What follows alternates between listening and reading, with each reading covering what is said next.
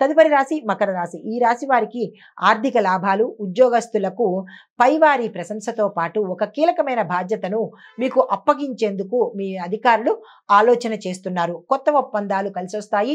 వ్యాపారంలో లాభాలు, పెట్టుబడులకు అనుకూలంగా ఉంది. ప్రయాణాలు కూడా శుభప్రదంగా ఉంటాయి. రాజకీయ నాయకులు కీలకమైన పదవిని కానీ తీసుకోవడం కానీ లేదా దానికి సంబంధించిన మార్గాలు కానీ మీకు ఈరోజు స్పష్టత వచ్చేటట్టుగా గోచరిస్తోంది.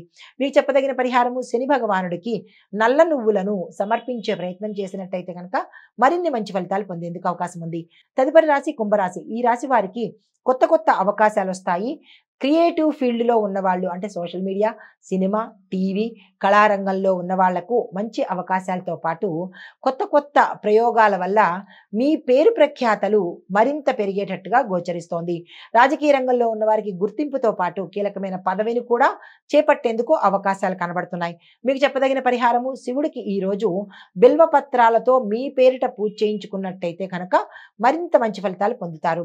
తదుపరి రాశి మీనరాశి. రాహు యొక్క ప్రభావం వల్ల మీకు గందరగోళ పరిస్థితి, అనిశ్చితి, నష్టపోవడము, ఖర్చులు పెరగడము, ప్రయాణాల్లో ఇబ్బందులు రావడము, అనారోగ్య సూచనలు, ఓవరాల్గా చెప్పాలంటే ఈ రాశి వారికి ఈరోజు అస్సలు బాగాలేదు. ఎవరు ఎటువంటి కొత్త ప్రయత్నాలు కానీ, కొత్త పనులు కానీ, ధనపరంగా కానీ, వ్యాపార పరంగా కానీ ఏమీ చేయకుండా ఈరోజు స్తబ్దుగా ఊరుకునే ప్రయత్నమే చేయండి.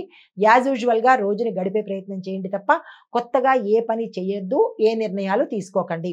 అయితే మీకు చెప్పదగిన పరిహారము, దత్తాత్రేయ స్వామి వారి ఆలయానికి వెళ్ళి అక్కడ మీ పేరిట ఏదైనా వస్తువుని దానంగా ఇవ్వడం కానీ, స్వామివారికి నివేదన చేయించడం కానీ చేసినట్టయితే కనుక అంటే అన్నసేవ లేదా అన్నదానము ఇలాంటివి ఏవైనా చేసినట్టయితే కొంత మంచి జరిగే అవకాశం కనబడుతోంది. ఇది ఈరోజు మేషాది ద్వాదశ రాశుల వారికి చెప్పదగిన గోచార రీత్యా ఫలితాలు, పరిహారాలు, సూచనలు. నమస్తే.